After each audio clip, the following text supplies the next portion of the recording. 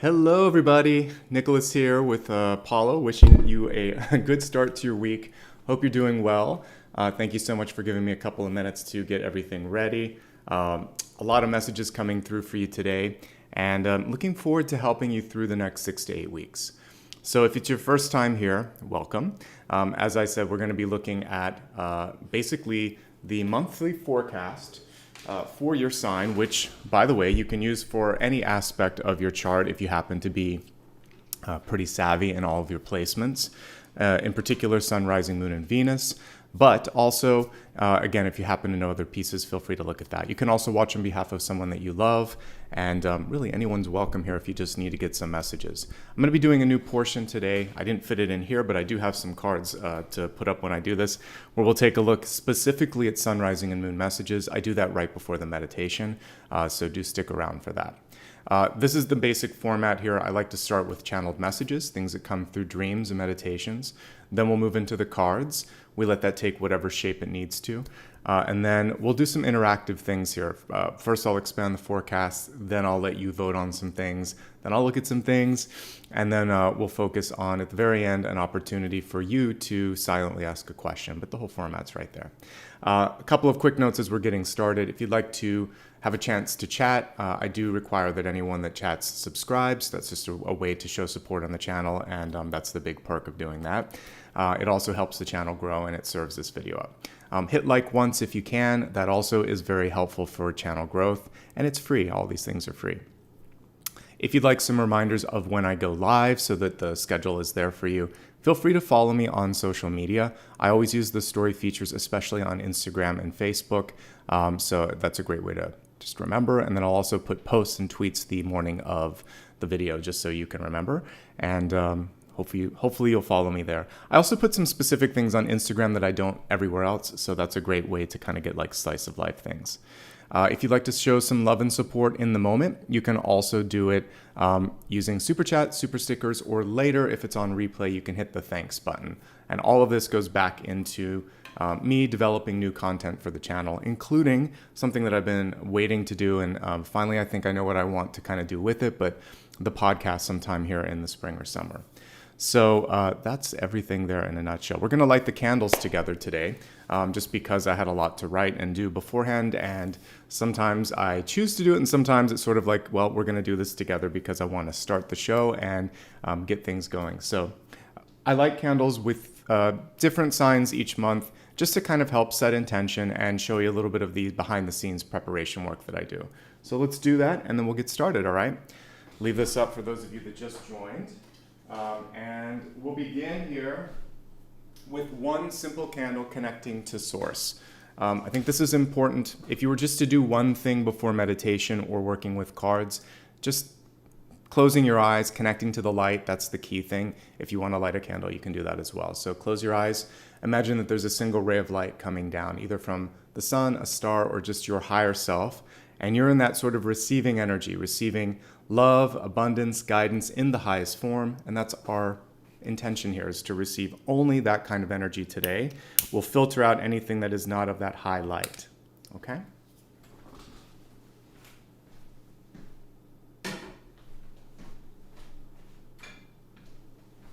It's good to call in protection as well. You can use whatever sort of energy you work with. I'm going to call in Archangel Michael for protection and guidance.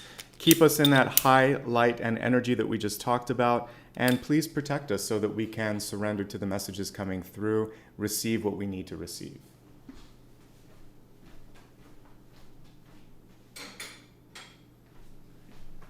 Part of working with intuition is to filter, receive, and interpret. Archangel Gabriel is really great at helping with all of that. Also for me, as the medium and channeler, I'm going to ask for assistance with interpretation, I should say. Archangel Gabriel, please allow me to receive messages that I need to receive, say the right thing at the right time to the right people so that they can understand and do the most with these messages as well.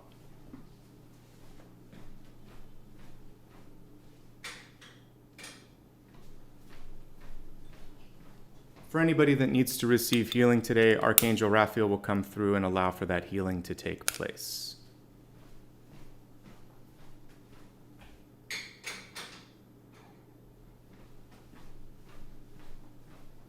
To all guides, ascended masters, and higher energies that want to work through the aforementioned archangels, please do so. And gratitude to all of those present, both in spirit and also here in person.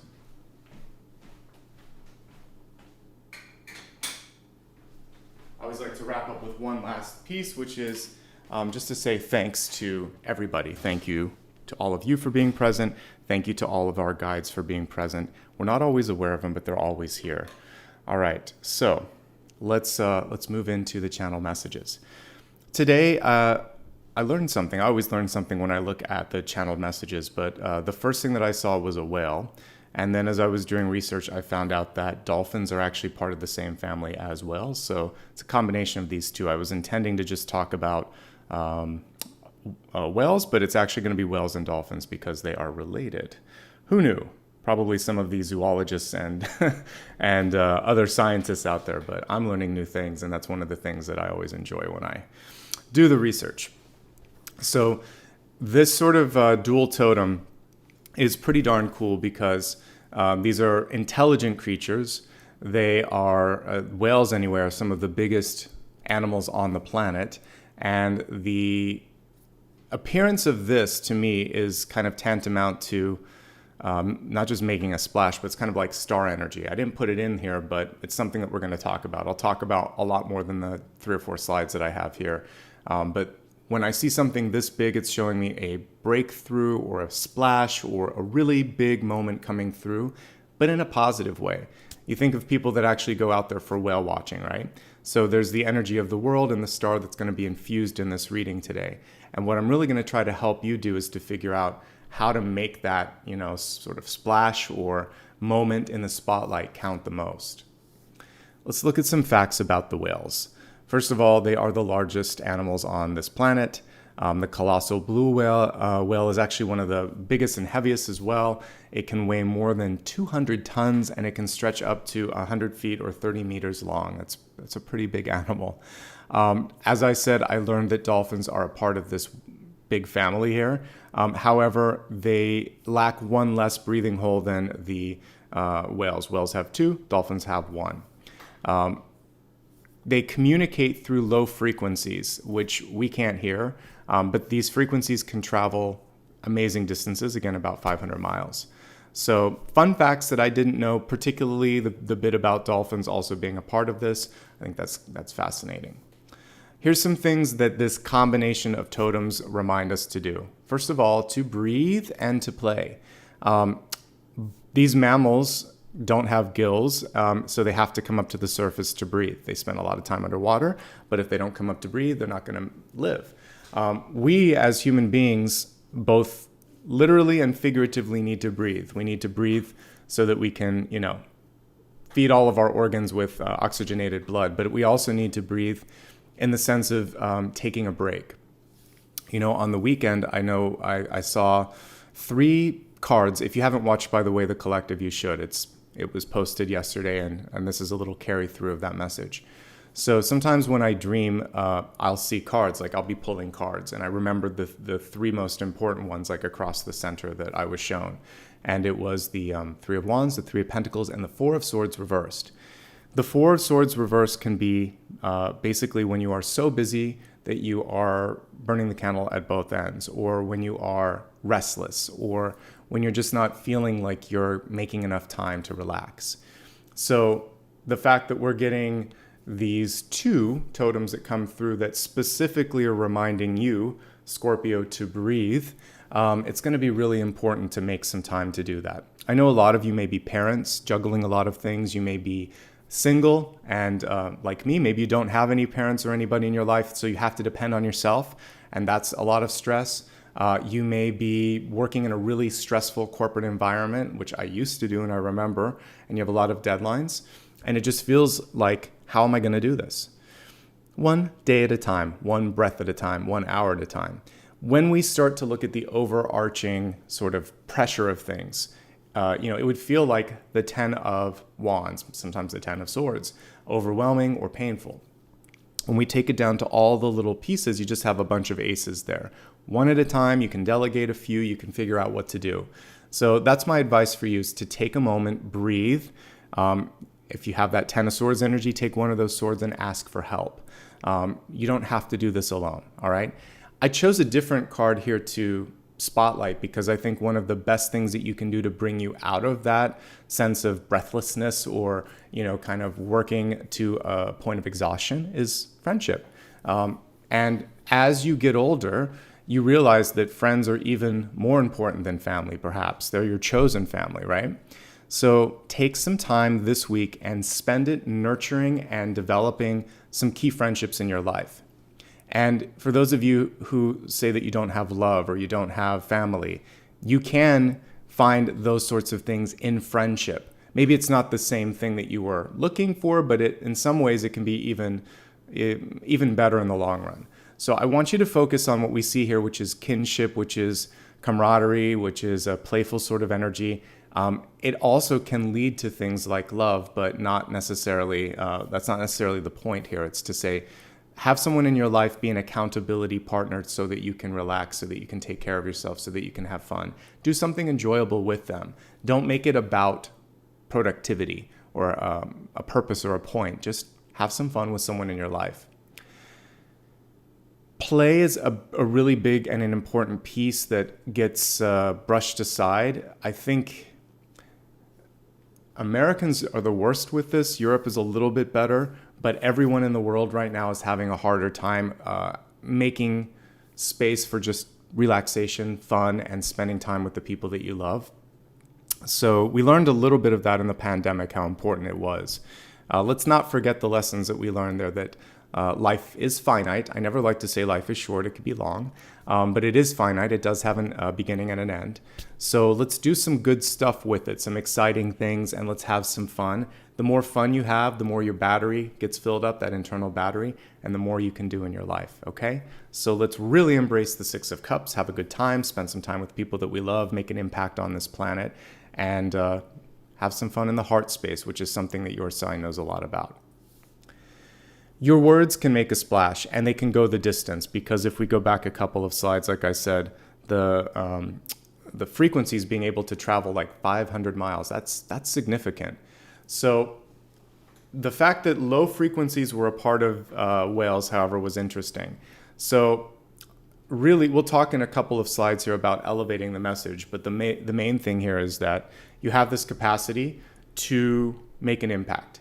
You may wonder, why does someone want to hear what I have to say? Or, maybe I don't have the experience or the ability to articulate the way that someone else does. It doesn't matter. All that matters is that your heart is in the right place, the timing is perfect, and because you are who you are, someone values you. So if someone puts you in that position of value and power and importance, who are you to argue with them? They're seeing a quality in you that sometimes is hard to see, because maybe you're very humble, maybe you've been taught not to take a compliment or to see the positive side. So I'm telling you, your communication skills this month can really make a difference. So speak from the heart and speak with empathy, and know that positivity and that impact can carry and can make a lasting impact if you're willing to let it do so. Okay, so we pulled the Queen of Swords here because she gets to the point, she is confident in her delivery, and she walks the walk as well as talking the talk. So she's one of my favorite signs for symbols here for communication. And you don't have to be air to kind of like embody some of that energy that she has, okay? Now we'll pull something that you're more comfortable with here, the Queen of Cups.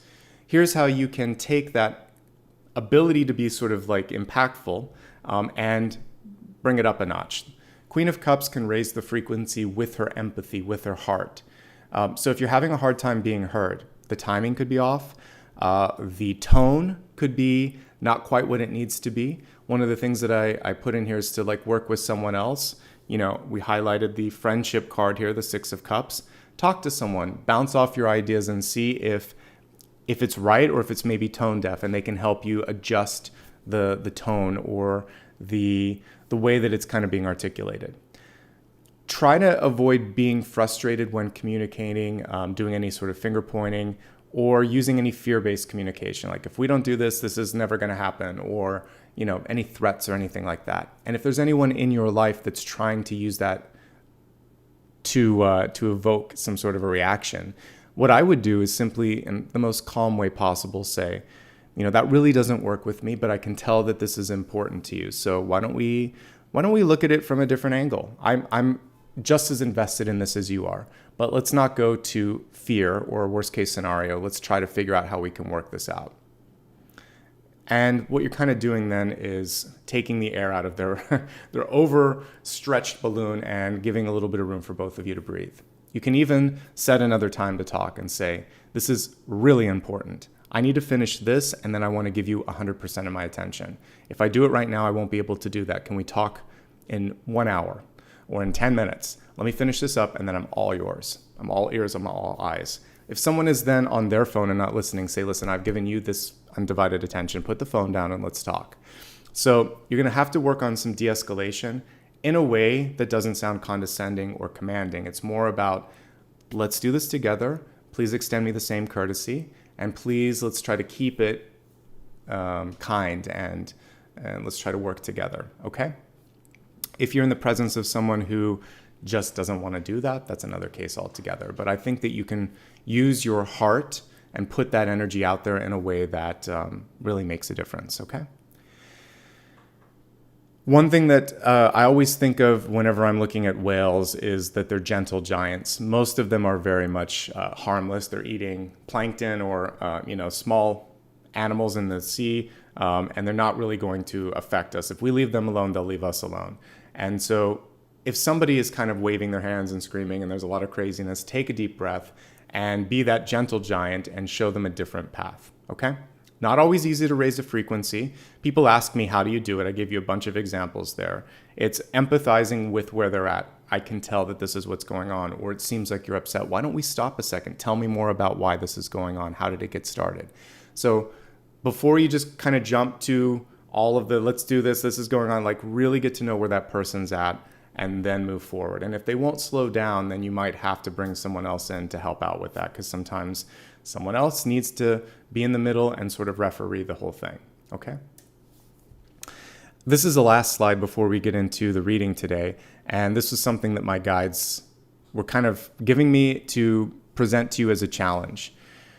If you can sum up what it is you need to say in as few words as possible, this is also a way that you can really make a significant impact or a splash. So how can you do this? There's surely some things in your life right now that you want to see a change happen with. So if you're waiting for the right moment to talk to someone about something, so it's kind of like an inevitable conversation that you see on the horizon, what I'd love for you to do is to think to yourself, where do I stand on this? What do I want to say in as few words as possible to get someone to understand my point of view? And so this idea of an elevator pitch, which if you think of a traditional elevator, there's usually just like 4 or 5 floors. So usually within a minute or two, you're going to have to say what you need to say. So if you can do that, I believe you have a really good shot at getting what you're asking for.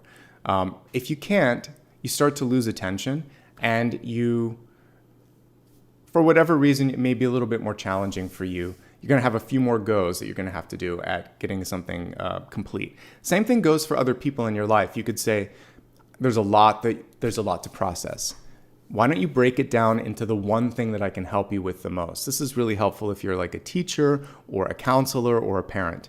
You may have someone that you're helping and they're just all over the place. Sometimes when I do a reading, I'll summarize. I'll say, I hear this, I hear this, I hear this. If I were in your situation, this is where I think I'd be the most curious. What do you want me to look at? I try to help them a little bit, but it's up to them. And if they're still all over the place, I'll say, let's look at this first. Sometimes you just have to take control, okay? So if you're in the role of leadership, you might be challenged to limit the scope. And if you're in the position to talk to someone else, you also need to limit the scope so that they can understand. I know that that's one reason even my readings here, sometimes people don't want to sit down for an hour or so and talk about life. So if I just did like 1 minute TikToks, maybe that would work. But my method is to I organize everything, but there's a lot more to say. In the 1 minute, it's usually more of a prompt, little pieces of, little tidbits. Here's something you can think on, like one to grow on. There used to be this sort of PSA in the USA. So that's all it is, but the work we're doing here is more soul work. When you have that elevator pitch, though, it's the beginning of a deeper conversation.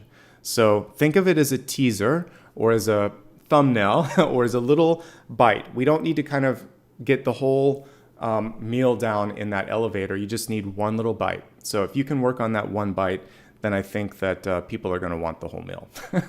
All right. So if you just joined, welcome. My name is Nicholas Ashbaugh. Like I said, we're going to be looking at the next 6 to 8 weeks for the sign of Scorpio. You can use it for sun, rising, moon, and Venus. I'll have a special portion for sun, rising, and moon toward the very end, so please stick around for that.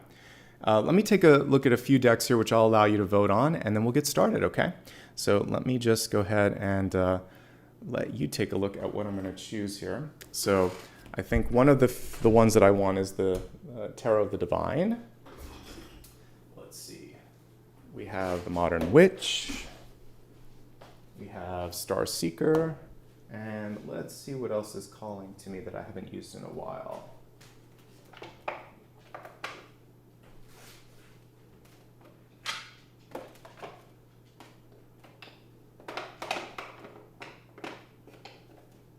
Okay, I haven't used this in a minute. Everyday Witch. All right, so here are some choices, and I'll show you the cards here in just a moment. Let me go ahead and set up the poll, and then you can vote. So yeah, this is one thing that I like to do in live readings, is just give everyone a chance to participate. All right, so we have Tarot of the Divine. If you ever want to know which cards that I use, you can always go to my website, and there's a list there. And then we have Modern Witch, and then we have Star Seeker, Tarot, yeah. And then we have Everyday Witch. All right, so while you are voting, I'm going to pull these up so you can take a look at them. All right, so here's option number 1. This is Tarot of the Divine. It's a beautiful deck, which is kind of like this modern retelling of fairy tales. And there's what the cards look like. Okay. And let's see, I think it actually might be better if I just leave it this way. And this is the Modern Witch, which is a Rider-Waite-Smith derivative. Brighter colors, more diversity, some different images. I like it a lot. All right, and now this is Star Seeker, one of my newer additions. Sort of a combination of flat imagery with some textures in it. It's kind of it's a cool deck as well. I like it quite a bit. Okay, definitely a beautiful one. And this is an old school one that I haven't used in forever. So this is Everyday Witch, and a little bit more cartoonish style than some of the other ones, but definitely some cool energy. It's all magic, all witches and wizards in this one. All right, so any one of these is perfect. These are the ones that we're calling out for you today. It looks like Tarot of the Divine is the winner, and I would have chosen that one as well. So good choice, everyone. Good choice. We'll wait for that poll to complete, but I think that, sorry, we're going to go to the Celtic Cross. I think that we've got a winner. All right.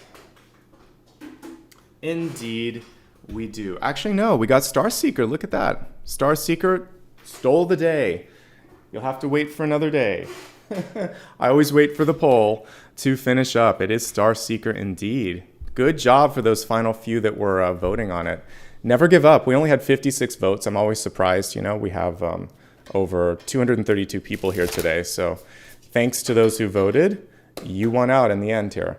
You know, I see a lot of times people get disappointed on the weekend polls or in any of these. I'm like, you got to keep voting. Vote for the one you want. If you give up or walk away, it's not going to go anywhere, right? So good job. Let's see what's coming through here. All right, let me just, there we go.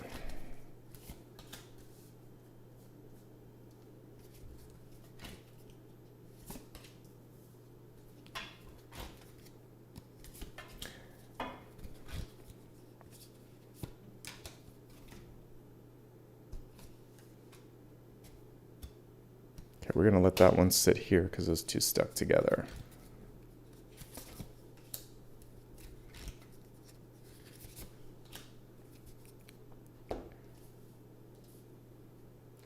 Beautiful deck, right?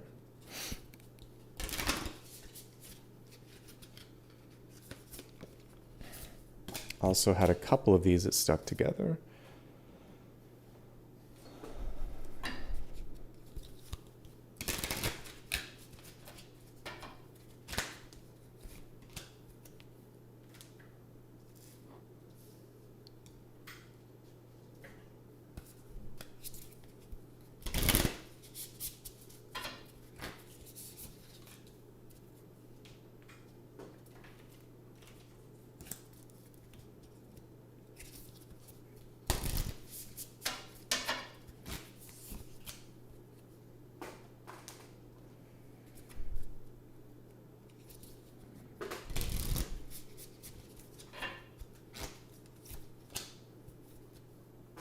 All right, let's get started, everyone.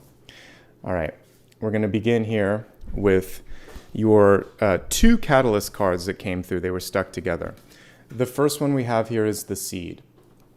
And to me, it almost looks like a little pearl as well. But if we go right in the center, that makes you a little dizzy too, right? It's almost like the hypnosis sort of thing.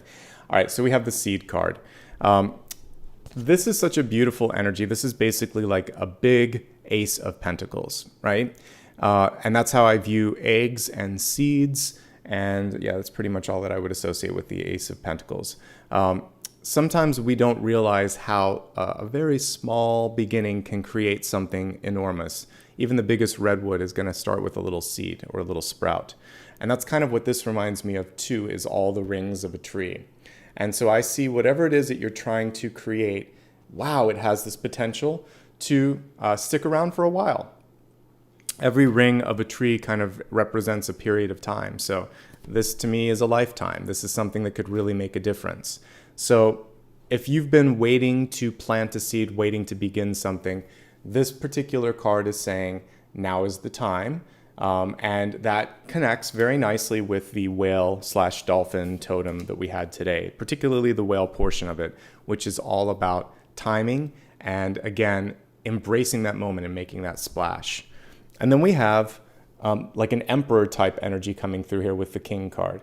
So again, humble beginnings, but a really nice sort of energy when this comes to maturation or comes to fruition. So don't be afraid to also be in the driver's seat this month. The king card or the emperor card for me would say, not only does your voice matter, but you may have to be the one that champions it, that takes it soup to nuts to the finish line. So, you know, I can get behind an energy like this because everything that I do is something that I've somehow touched in my business. I have, you know, one person that helps me out with moderation on the weekends, but everything that I do, it's all me. That's why sometimes it takes a while to get timestamps and things like that. It's a one-person company. Sometimes you have to do that as you're growing because limited resources. But also sometimes if it's something you really care about, let's say you're trying to create some sort of an artistic expression of whatever it is that you want to do, whether it's a painting or sculpture or a book. So maybe you're having a hard time finding the right person that would distribute this or produce it. Maybe it's you. So for some of you, there's an entrepreneurial energy, a startup energy, or a self-employed energy that's coming through with these two things. I like your idea. I like where you can take it. And I think what you have to do is kind of think about timing and what it is you want to do with it. For the rest of you, I would rarely look at it this way, but this is sort of like paternal energy that's coming through as well. So you could be slowing down and thinking, I want to give back to the world, or I want to create something, or I want to birth something. You know, men have the same paternal instinct as women do. So for some of you, there could be this inner calling to start a family or to foster this sort of energy of family and community. I like to remind everyone that it's not just about having a baby. That Six of Cups card can be about the chosen family, so friendships, mentorship opportunities, and things of that nature. So connecting to people, super important. Being able to make an impact with people, super important. And something that you've been set up to succeed with this month. Let's look at the cards and get a little deeper into the messages, and we'll, as appropriate, go back to these two catalyst cards. All right, so right at the center, we have an ace of wands. It's reversed, but it's still good. The Ace of Wands is an idea, a good idea. It goes along with that seed card. Sometimes when the Ace card is reversed, we tend to overthink. We tend to look at sort of like it's one way, or my way or the highway, or we think that something has to be more complicated than it needs to be. So when I'm looking at this one, I would say really focus on simplification, right? Really sort of looking at, all right, maybe what I need to do instead of this, and this is just to focus on the one thing that I can make the most impact on. So simplify your idea, go back to the source. And for those of you that may have revised one too many times, this is especially true for writers, songwriters. I would even say people that do things like architecture. Sometimes the first design, the first idea, the first draft is the most powerful. And as we continue to, sculpture is the same way. As we start to kind of whittle away at all the material, you lose the form, you lose the shape. So in any idea, whether it's artistic or even engineering or practical, it feels like you've got to get back to the original and look at that shape, because there was something good about that first initial thought, okay? Because that was coming from source. Everything else got filtered down a bit. So take your original idea and go back to it, revisit it, get excited about it again, because the reversal of this can be a lack of momentum, a lack of excitement, and we want to bring that energy back. She was highlighted in the channel messages, so I'm happy to see the Queen of Cups. This is also you, Scorpio. It makes a lot of sense that this would appear here. I like that we have a mermaid for this Queen of Cups. So you have the ability to basically have one foot in or one fin in and one fin out in the two different worlds. And you may be asked not to sort of be, again, one way or another. You're that conduit, you're that connective thread between two different groups, between two different ideas. And your power is going to be in how you connect it or bring it together, okay? And it is probably about bringing the best pieces in for consideration. This is a very expressive card. It's great for love. So if you're looking for love this month, yes, absolutely. It's a great card for being able to just be creative and, again, bring people into that creative vision that you have. So I like that as well. And I also like her ability to go between the land and the sea. So taking the emotional piece, but being practical with it as well. So a little bit of earth, a little bit of water. For those of you that happen to be fortunate enough to also have an earth placement, lean into that this month. That's going to help you solidify your ideas and get things going in the right direction, okay?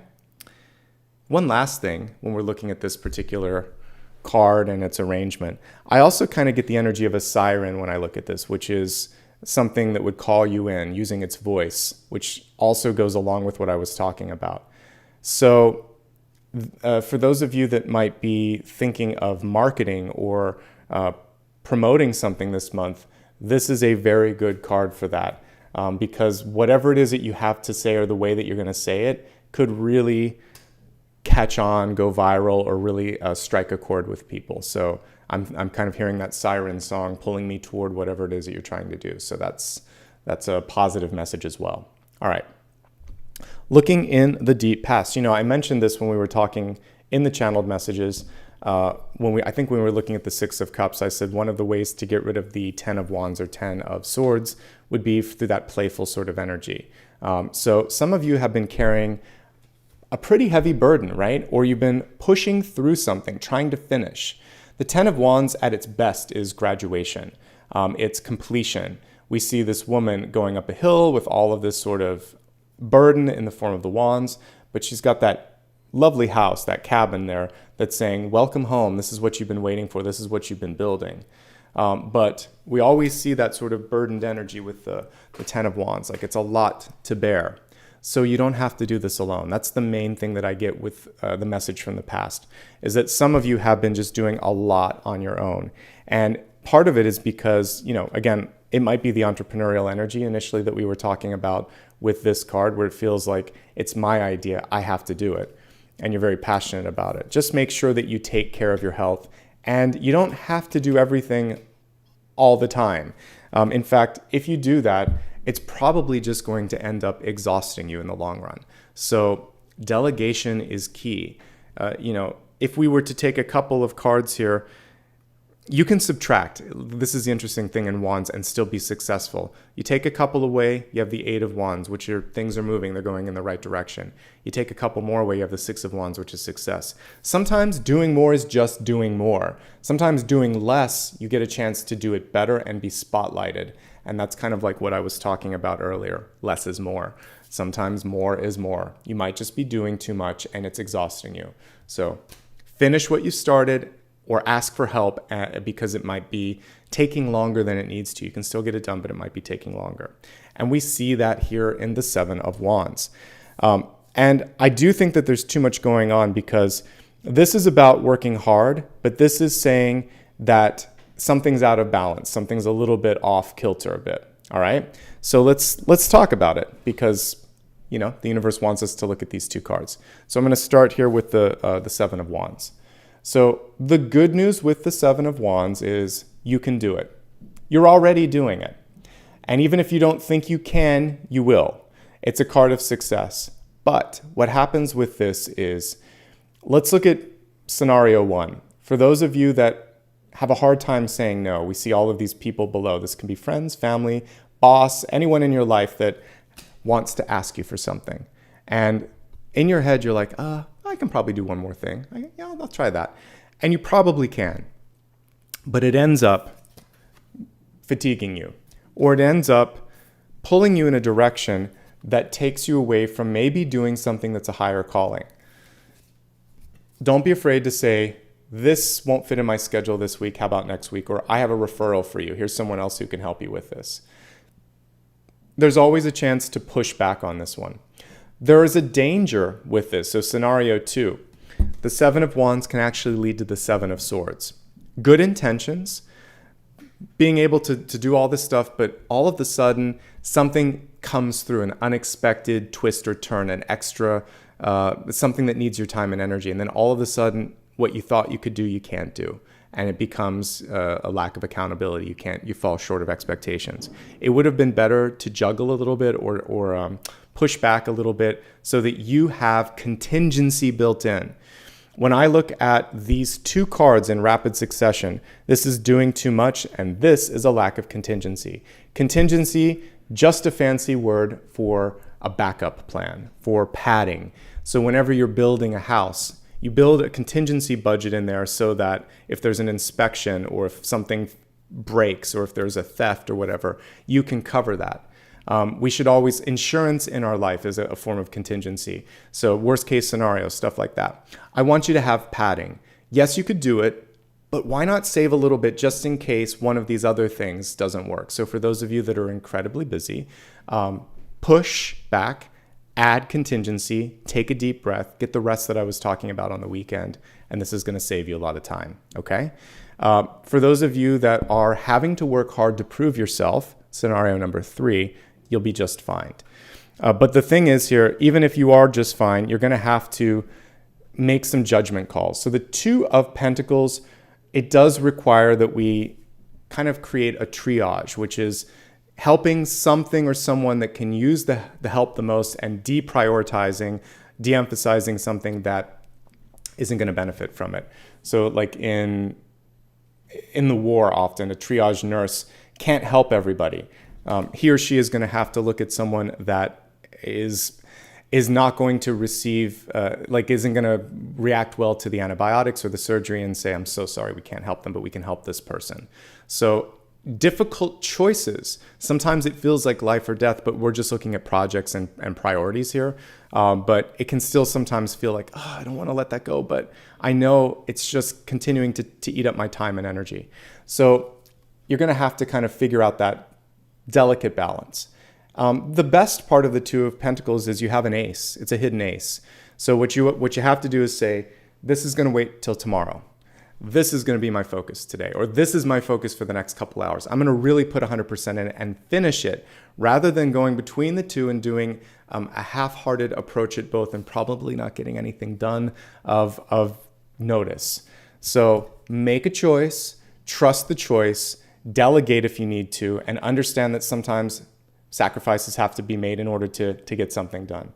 with the Two of Pentacles, if you stretch yourself too thin, then there's a break moment that you don't necessarily want. And it can be a Tower moment, it can be a Ten of Swords moment, where you say something you don't want to say, or something falls apart. So I'm going to help you avoid it. And as I look at the cards here, it didn't show up. This is just a warning sign. And it may even be a month or two away, what I just talked about, okay?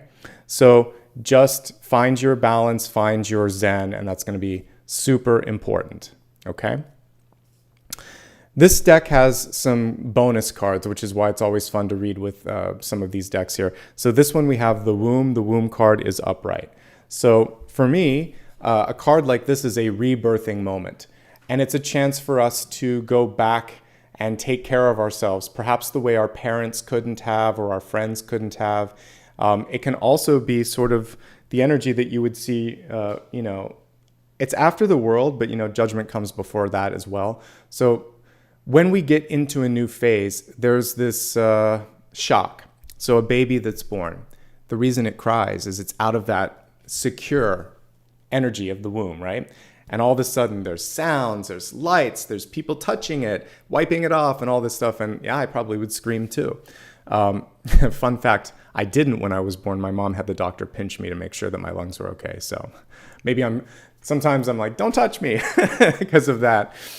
So we do have these memories from birth. And for the womb card here, it's a reminder that you can recreate, you can remold yourself at any point.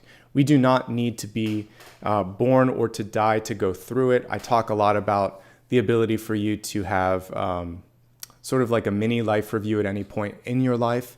So when a soul dies, when it passes to the other side, it goes through almost the same process. The first thing that happens is shock. I can't believe I'm dead. And then the next phase is looking at everything that it went through.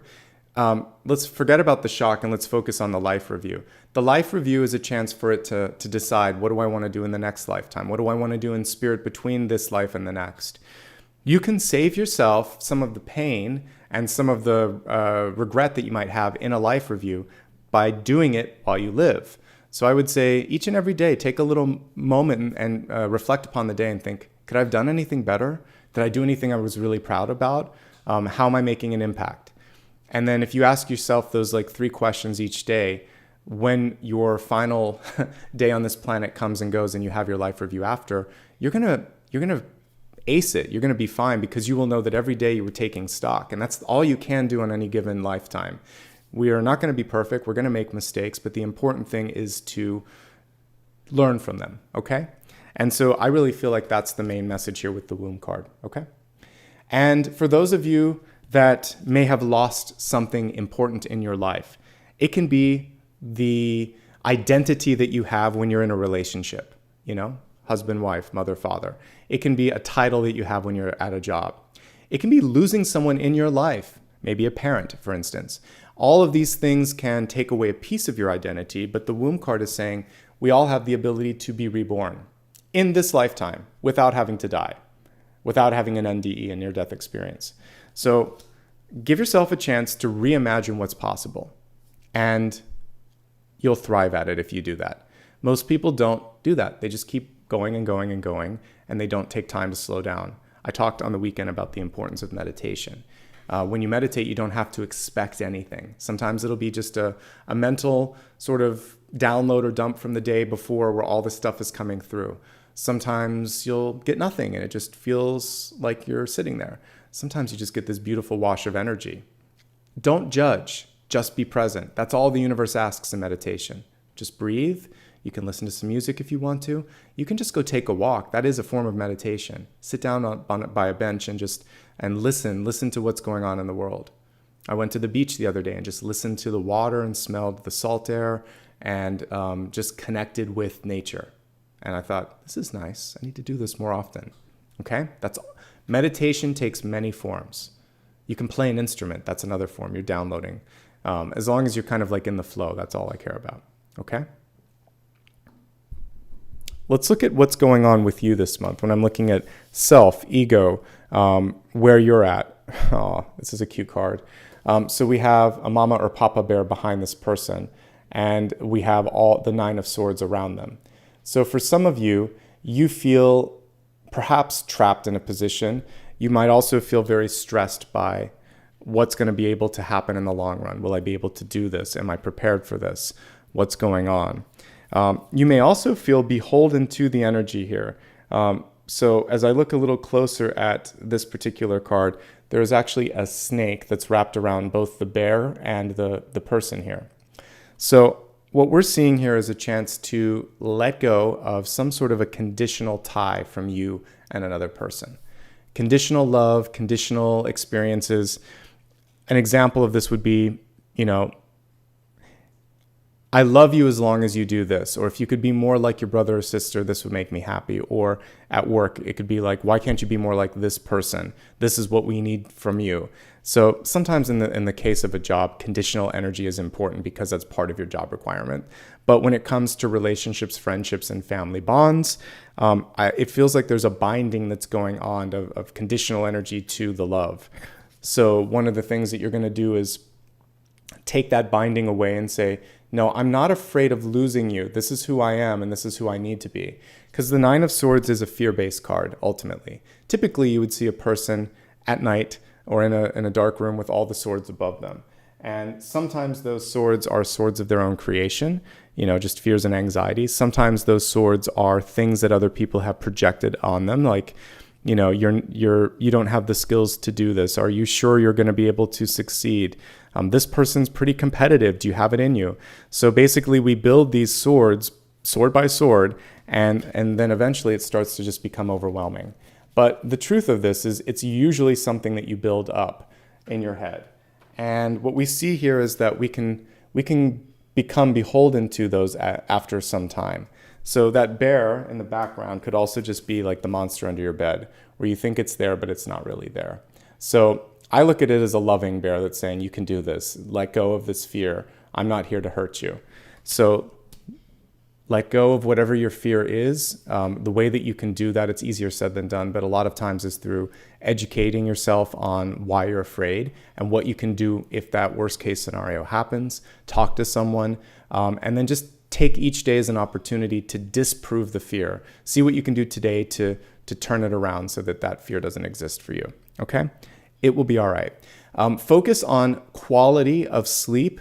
I talked on the weekend about the Four of Swords. This is another indicator of stress impeding with your sleep, maybe drinking too much caffeine and things of that nature as well. Whatever you might be watching on television, it can stick in your head as well. So do some detoxification when it comes to your sleep rituals. Make sure that your bedroom is open and bright and inviting, and all of that's going to be important. Okay.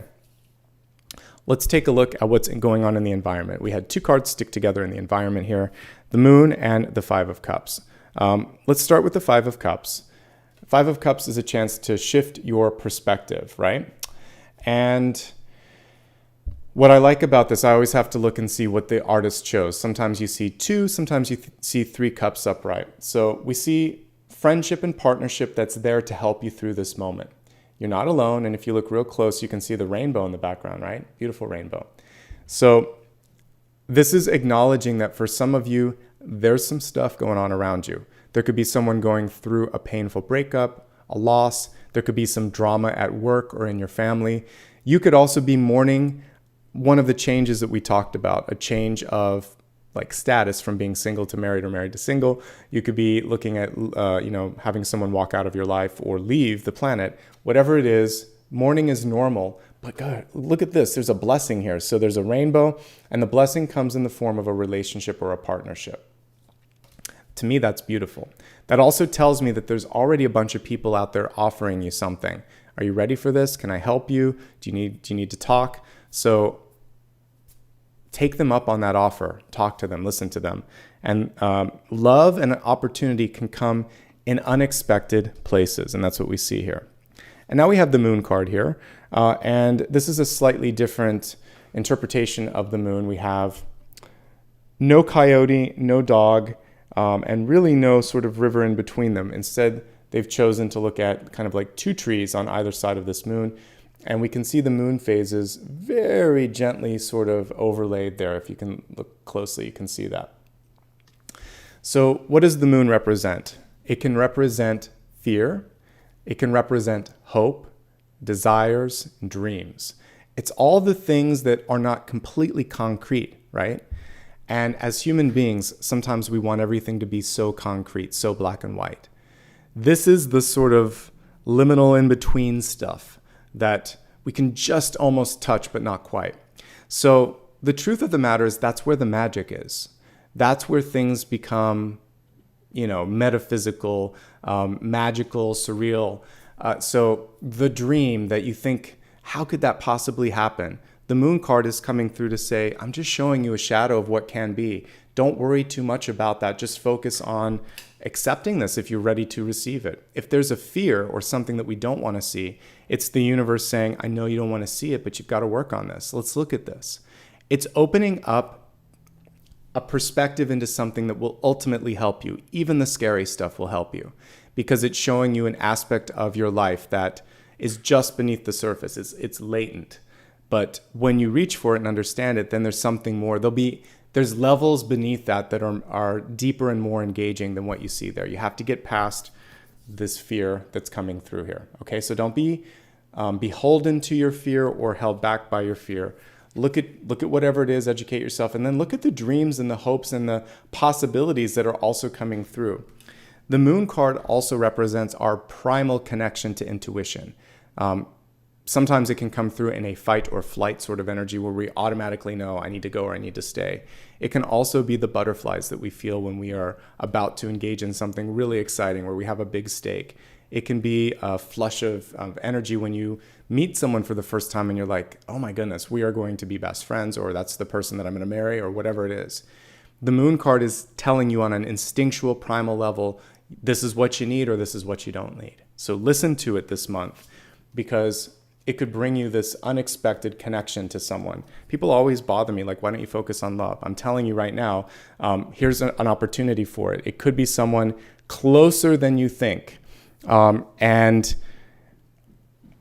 they may also be water here. I'm getting a lot of water energy. So you may have someone with that's a water sign or has sun rising or moon in water. So be that as it may, what I see here is a chance for you to go about it differently. The womb card does show me the potential for a past life connection. Possibly, as weird as it may be, this could be like sibling or parent and child energy. So this lifetime, you're coming through it with amnesia, but you feel this sort of, one of you may be constantly trying to nurture the other person, or there could be that rivalry that you would have with siblings. So try to work past the karma, because this new relationship entering into your life does have a little bit of karmic baggage, and that is what soulmates can sometimes have. So that's the opportunity. It's close ties, and it's either the desire to nurture, which can also come with an older brother or older sister, or the rivalry. And it might be a combination of the two, competition. Okay?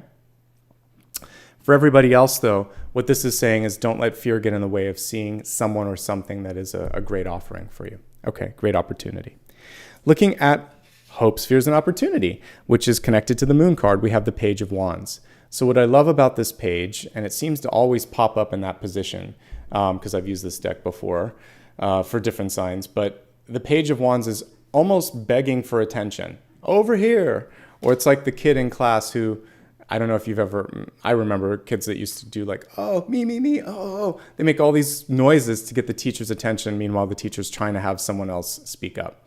So my advice here is that your skills are noticed. Your moment is about to come. Don't overdo it. Don't play it so cold that they have no idea that you're interested. But when it comes to interviewing for a job, putting your bid in for a house, trying to get someone's attention, whether it's a friendship or love, pull back just a half notch and let them show up too. Because what you want to see is a little bit of reaction from them. If it's all you washing over them, they won't be able to show you where they're at. So if I were to pick a word, the one that keeps coming to mind, it's like flirting a little bit with it without putting everything out there. Flirting can be exciting because it's a hint. It's a dance, right? A little bit of movement on your part, a little bit of movement on their part. A glance of the eye here, a glance of the eye there. And there is that dance of negotiation, of flirtation, of kind of like friendship that happens with everything. So whether it's the first time you meet someone, whether you're at trying to kind of hammer out the details on a contract and you're at a negotiation table, there is this back and forth. Let the other person come forward and lead sometimes too, okay? Very unusual for me to read the Page of Wands that way, but that's what I'm getting, because you need to read their body language. Wands is about ideas, but it's also about nonverbal communication, okay? So I would say as long as you're doing that, you're going to not only succeed, but surprise yourself at maybe how quickly something can happen. A lot of times we don't hold space for others. And so I'm just asking you or encouraging you, I'm not asking you to do anything. I'm encouraging you to hold a little space and see what happens. And when you do that, people will reveal their true colors. Okay. So in the outcome card, we have the Ace of Swords. Let me just zoom out a little bit here. So with the Ace of Swords here in reverse, it's a very straightforward and communicative card. So get to the point. This is your elevator pitch that we talked about a little bit earlier. So if you're ready and willing and are given the opportunity to say or do something, this is your shot. Look at how a sword in reverse looks like a pen, right? Or a pencil. So you may be asked to sign on the dotted line. Before you do that, you have a chance to also redline anything that you don't like, circle something, or ask for one more thing. You have the power with this card. We only see the Queen of Cups, but I saw the Queen of Swords too when I was kind of just tuning into the sign. So this is her pen, or this is her pencil going in and circling something and saying, almost, but here's one last thing that we need to look at, okay? So the power of your negotiation and your communication skills definitely coming through. There's a little bit of over anxious or overselling energy here that we want to avoid. And I think as long as you do that, then some really exciting things could come through for you. Okay? All right, let me take a quick drink and let's prepare now for the extended forecast where we're looking at health, wealth, love, and destiny.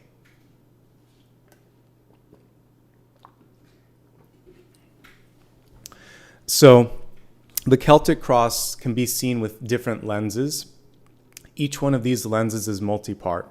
Health is going to be mind, body, and spirit. Your health card this month is to take a step back. Super healthy message as well with this. For some of you, it's difficult to do it. That's why there's a reversal on this one. So why would you take a step back? Why would you do basically the Six of Swords type energy or the Eight of Cups? Eight of Cups is taking a step and then coming back. So that might be more of what some of you need to do. The reason you would do this is because some of you may be burned out. Some of you may be lacking perspective because you're so committed, engaged, and I would also say like just attached to something that you lack objectivity. So it's a reason that readers usually talk to other readers to look at their own life, because when you have a stake in what's happening, it becomes more difficult to have an objective viewpoint. So don't be afraid to take a step back so that you can clear your head, so that you can talk to someone, so you can figure out, is it me or is it this place or is it this person? And the only way you can do that is to take a step back. And the more I think about it, the more I think it would be the Eight of Cups. The Eight of Cups is an open door. And it's basically saying, I'll be back tomorrow, or I need a month off or a week off or a sabbatical or whatever it is, but you're not saying goodbye. You're saying, let me sort myself out and let me sort this out. And that's the main thing. Some of you are just tired of doing what you're doing. So it may ultimately be not just a step back, but you may decide like justice reverse, I'm done with this. But whatever it is, you need to get some perspective on things, okay? Too much going on. As we look at the overall cards here, let's see if there's some additional messages coming through for health. So as I said earlier, being able to manage the load, being able to focus on knowing that you don't have to do all of this is key. So if you're dealing with a lot, then talk to someone. Talk to a professional, talk to a friend. That's super important. There is a health message also that's attached to the Ten of Wands, which is to pay attention to how you are carrying heavy equipment, or maybe even if you have anything like a slip disc in your back, etc. This is saying make sure that you're taking care of that. So working with a chiropractor, working with your physician, talking about aches and pains before they become something worse very important. The nice thing with the Ten of Wands is it's not chronic in the way that the Ten of Swords is. So usually there's a way to kind of nip something in the bud before it becomes more than it needs to become. Watch your balance. This is figurative work-life balance when we see the Two of Pentacles, but it can also be physical balance. So make sure that your house is clear of clutter, that when you're walking, you're not looking at your phone, you're looking at what's in front of you, and that if you have any sort of inner ear issues or balance issues, that you're paying attention to that. Just a standard disclaimer as I look at all health things. Again, I want you to work with a doctor if anything goes wrong. I'm looking at energy. I'm looking at choices that you make, but the cards also can show things that might be going on. It's up to you, however, to talk to a professional if any of these are actually happening to you. Some of you have that maternal or paternal energy saying, I'm ready to start a family, or on a more symbolic level, I'm ready to reinvent myself. And you're supported through either of those things. You just have to take some time off to sort out the how, the when, etc. Those are the main things that I'm seeing here. Whenever the Moon card is in reverse, this is a special message for those that might be seeking a family. There could be a surrogate opportunity instead. There may be some issues with stress or fertility, and we're seeing a third party popping in as an opportunity here as well. Or for those of you that might be, for instance, if it's same sex and it's two men or two women and neither are capable or ready to carry a baby, I'm getting surrogate energy here for some reason. So there you go. Those are the main messages with respect to health. Most of it is manageable. Really, it's balance and load that I'm seeing here, how much you're carrying either figuratively or literally, and then work-life balance as well. Okay. An interesting piece came up just general message, and I don't know why I missed this earlier. Try not to get defensive. It's coming up in health, so we'll allow it to come through here. The Seven of Wands can be you going on that defensive level, feeling like I have to prove myself or I have to prove something to someone. You don't. I think the older you get, the easier it gets to understand that not everyone's going to understand your perspective. Sometimes you're just talking and wasting your time and energy. So try not to be defensive, and I think that's going to make you feel a lot better. Okay? All right. Let's move on to the next card. So we just looked at health energy. Let's move on to wealth, and I'm so happy that we have a transformative card here, the Moth. So the Moth energy can show you that reinvention that we're talking about with the womb coming through. It may also be something completely unexpected, like you're emerging a different person or doing something radically different from what you studied or thought you'd be doing. What I'm doing is radically different than what I thought I'd be doing. As a kid, if you ever said you'll be, well, this didn't even exist when I was a kid. There was no YouTube and internet wasn't really a thing. It was like AOL and CompuServe and that kind of stuff. But when we're looking at possibilities, don't limit yourself is what I'm seeing here. So I had a bunch of skills that just happened to morph into the right combination for what I'm doing. So I studied journalism and film and always been involved in technology. And what I'm doing here is kind of pulling it all together, seeing a story come together with the cards and with what I get from my guides. And then I tell that story to you. So it's a different form of reporting than I thought I would be doing, but I'm still a reporter. And I'm still telling stories, and I'm still helping, but just in a very different way. And I'm still broadcasting, but not on television, on YouTube. So my point here is you may actually have everything that you need to go into that metamorphosis, but it's not anything that you anticipated. So maybe you studied law, and instead of practicing law, you're going to be maybe teaching students, and you'll be helping them analyze arguments. So maybe you're going to be a debate teacher instead. You learned how to debate and you thought you'd be in a courtroom, but maybe you're going to teach someone the value of being able to defend yourself and talk about things. So it doesn't mean that there's just one way, shape, or form for something to look. By the way, there's some construction upstairs, so just disregard that. But with all of that being said, if you're willing to go into something and just surrender to the energy of change, then there's something beautiful on the other side. I've used the totem of a moth and a butterfly enough to remember a couple of facts. One is that almost every part of the caterpillar disappears in the chrysalis or in the cocoon, and it gets dissolved. What doesn't get dissolved is the neural energy, the brain tissue. And so they have memories of what happened before. They remember what they were, but they come out looking, feeling, and being completely different. Almost everything else goes into a cellular change. So you can take all of your experiences and spread your wings and do something different. And that's what we see here is a rebirth for many of you. Nocturnal energy coming through with a butterfly. So for some of you, this is the dreams that you've put to sleep or things that come to you in the quiet moments. But if you're willing to open up to that, I think there could be a surprise awaiting for you. You can step into something new. You're not stuck. And so maybe that's my gift to you today. If you feel like you're stuck in your life, you're not. I want you to look at it from remember what we saw here in the health message. Take a step back. Look at what some other people have done. See if some other people have been able to come through what you've come through. Maybe you're going to meet a group of people or talk to a teacher or a mentor about this. And it doesn't matter if you're in school or not. I've actually kept in touch with a couple of my teacher friends, and we're just friends now. But they're still mentors to me. They're still someone that I look to for insight and information. So you do not have to be a student to have that sort of mentorship opportunity. But I think that if you lean into that, someone could help you see something in yourself that you may be unable, unwilling to sort of like embrace or see yourself. But it is there. Let's take a look at the cards themselves and see if there's some additional messages with respect to opportunities. I always look for a resource card if I'm looking at money. And so we have the Two of Pentacles here. I would love for you to advocate for more. So for some of you, you're doing way too much, and you're doing way too much because you can and because you excel at it. Not because you need to, not because it's the only way, but because that's been the status quo. So a rebalancing is necessary there. You don't have to do so much all of the time. Ask for more if you're going to do that. Ask for a different title.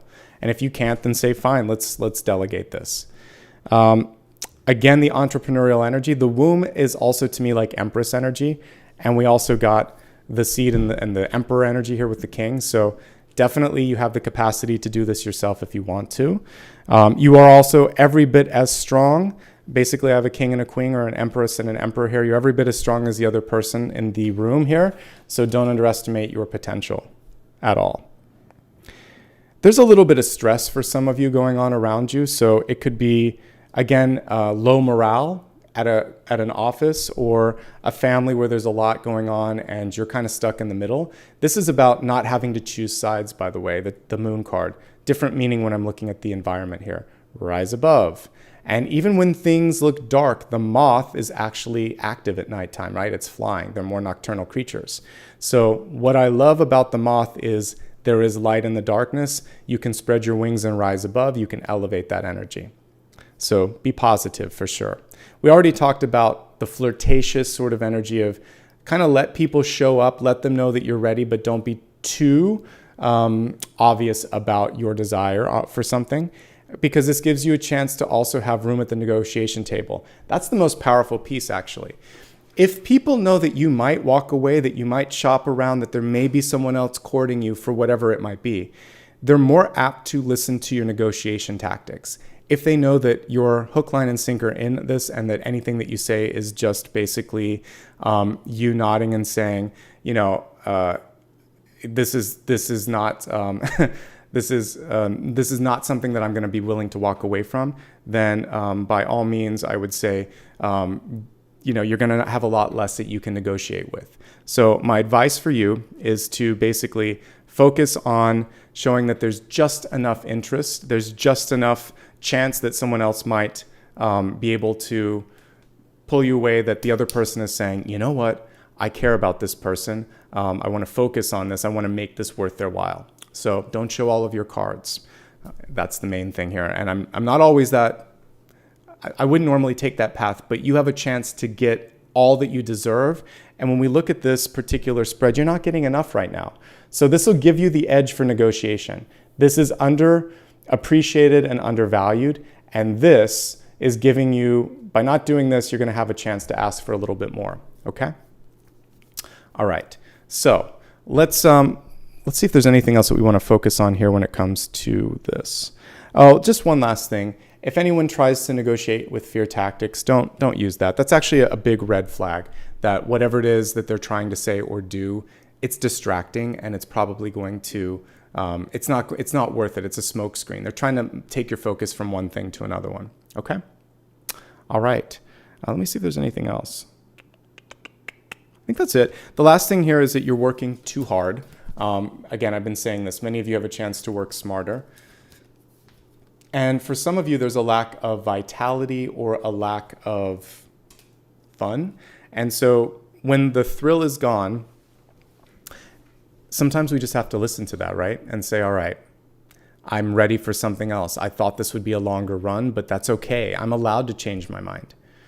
I am not doing what I set out to do when I was a kid, but I am doing what my soul told me that I needed to do. And that's fine.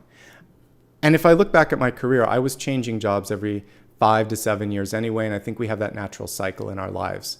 So things have to evolve. They can't stay the same. If they do, it becomes predictable. It becomes a little bit boring. So give yourself that permission to try something different. All right? Let's move on to love and relationships. I do focus on love and relationships in this portion, and this is a really interesting card to come through for this. We have the Silence. Let's look at this card upright. I think it's the first time I've seen this particular card. This is a newer Oracle deck that I'm working with, part of the Ethereal Visions Oracle deck. So with this, silence is golden. That can be one way to look at it. But for many of you, the silence isn't worth it. So we're going to look at it in a few levels here. Let's imagine that you are going through a difficult time with somebody and you're estranged, and there's a lot of things left unsaid. I said earlier that life is finite. I want you to imagine how you would feel if the silence was something that you took with you. So there were words left unsaid. And I recently saw this happen in my own family, where there was a relative, and basically there were words left unsaid. And I gave them peace of mind and just said, listen, we live many lifetimes. And if you didn't have a chance to resolve it this lifetime, you'll have a chance again. You have to continue to live this life to its fullest, and you can't sort of beat yourself up. But if I had a chance to talk to those two people knowing what was going to happen, I would have coached them and said, I did, but they didn't listen to me. So then they came back later and they're like, it's sort of like, how did you know? So, but what I said is it doesn't matter. Both of you had a chance, both of you chose a path. Now just do something different with the rest of your life. Apply that lesson and never do it again. That's how you can overcome karma. Even if you have a little bit of karma with a person who is permanently estranged or left the planet, you can continue to heal the relationship when they're dead. My mother visits me all the time now. My dad still, after 7 years, visits me. So dead people come to us and they'll still work with us energetically. So you can just have conversations with them and work it out. You may not even need to have another lifetime. Just work it out. Say, I'm sorry. But if you're now having a difficult time with someone, would you be okay if at the end of today, they weren't there tomorrow? And if the answer is no, you have to fix it. You don't have to fix it right now, but try to do something sooner than later. Put the olive branch out there. If you did the olive branch and it's not taken, you can rest easy and think that's them. I did my part. So my encouragement to you is to offer a peace offering of some sort and then let it go, and remembering again that we can't force something. You know, all you can do is wave and kind of give them a moment and then let them receive it. All right. So a little bit of a message here, not to hold a grudge, not to give someone the silent treatment. That is typically one thing that it drives me crazy when there's silent treatment. The universe right now with all the construction saying, absolutely make some noise, right?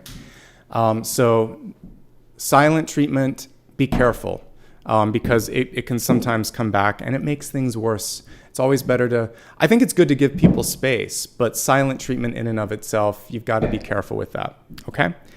Now the other thing here, let's take that piece out. If you've showed that you're interested in a person or an opportunity, and I got to laugh at the universe with the lack of silence while we have the silence card. If you've been kind of like pounding on the door and saying, are you interested in this? And someone is not answering. Silence is a form of communication. So if if you ask someone out and they don't respond, if you show an indication of interest and they never write back, so sorry, folks, then what you have to focus on is the fact that silence is a message, right? Oh my God. The fun of being in a live reading. It was so quiet earlier. So I have to, like, that is the universe having a sense of humor here. You can pound all you want. You can scream all you want. It's not going to make a difference, okay? For those of, like, I've actually had readings with people before where they say, I will do anything. How can I get them to love me? How can I get them to come back into my life? I remember I had a TikTok that I highlighted once from Dolly Parton. She's like, people, when they ask me how to get my man back, and she said, I wouldn't want to get one back, because if they're not interested in me, why would I want that energy in my life? And that's my kind of like question that I would put out to you. If someone in your life doesn't answer, like all that knocking that we've heard, you could go out there with a 6-piece orchestra and beat your drum and try and get their attention, or like say anything with the stereo and all of that. It doesn't matter. At a certain point, it doesn't matter. So don't force your hand. If someone is ignoring you, move on. You deserve better. And if someone is snubbing you or doesn't text back, whether it's a man or a woman, shame on them. Move on with your life. You deserve better. Now it's quiet. All I had to do was put the silence card down. It's quiet. Oh, the universe is a funny thing. All right, so you don't have to overdo it, okay? Let's take a look at the cards and see if there's some additional messages. There we go. There's the pounding. All right, see if there's some additional messages with respect to love. All right, so I like to look at this in 3 different perspectives. We're going to look at those of you that are in a loving relationship, those of you that might be seeking out a partnership of some form, and the rest of you just might be focusing on like what's coming my way. I'm not looking for love, but I'm not averse to it, okay? Let's focus on the relationships first. We already like beat that into the wall literally as they're doing construction and demolition upstairs. So silence is golden and silence is communication. And if someone turned off the communication with you, they're basically saying, I'm done. Let's move on. Focus on something else. So give them that opportunity and call their bluff. If you really care about them, you can give them one more chance and just say, it hurts me that you're not talking to me, but I'm going to move on. So you've said your piece and you've left the door open, but you're not going to waste time and energy. Now, with the loving relationships here, one thing that I would see is intimacy could be at a place where the two of you are tired, or you're not making time for each other, or you're just not feeling that connection. So reigniting the spark is the first thing that I'm noticing with existing relationships.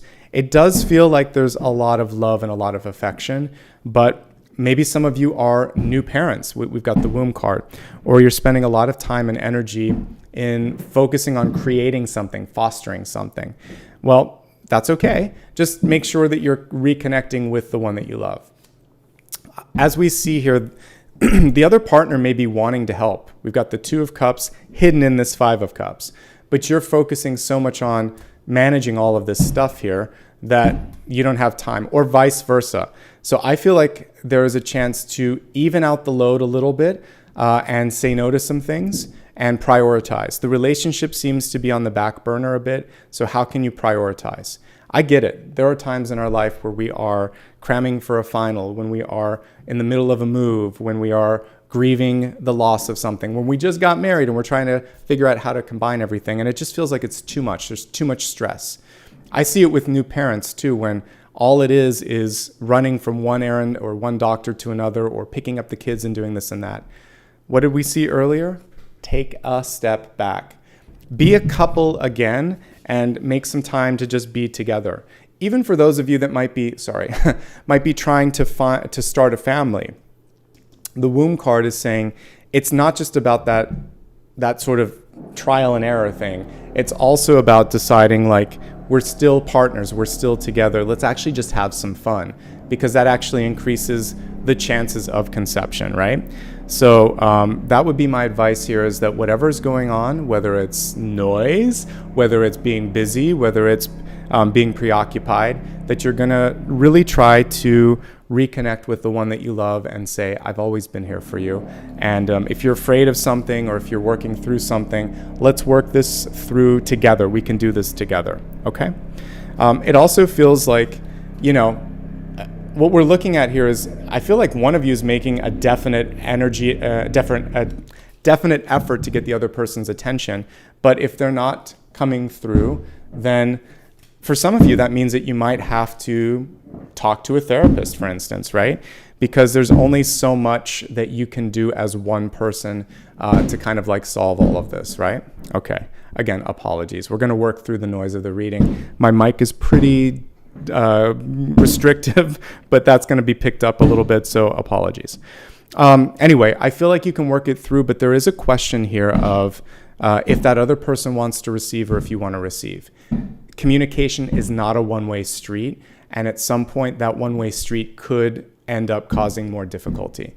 I always like to look at the outcome cards here, like near future and outcome.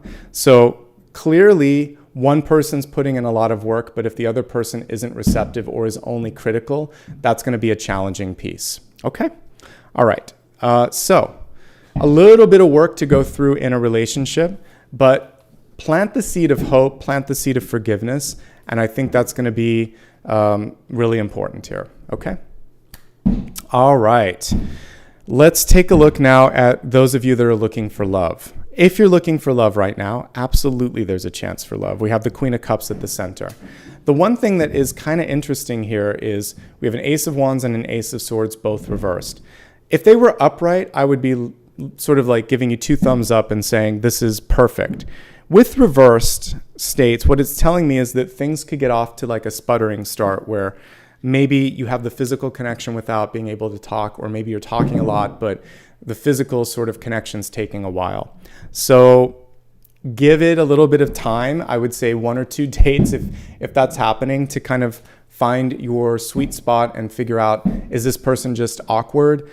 You might also be dating someone who has a difficult time articulating themselves.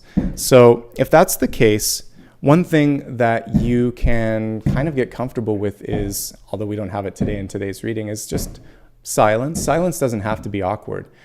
You know, when you're with a really good friend or family member, I don't know if you've ever experienced this, but sometimes just hanging out, you don't have to, like if you're watching TV, you can just watch TV, or you can just sit there and you can read a book or something, and the intimacy is just being close to each other. It's not so much about talking or touching or any of that. So I think what I'm seeing here is what you do in the space between the bedroom and you talking through everything. That's where the true intimacy is.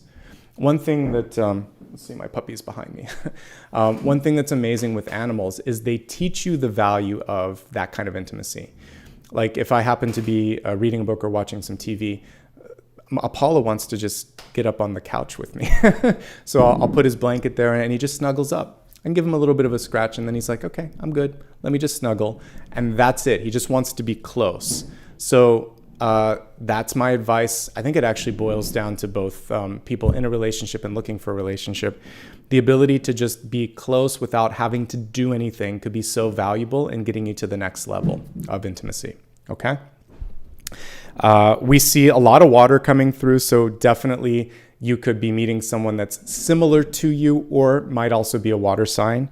Cancer, Scorpio, Pisces.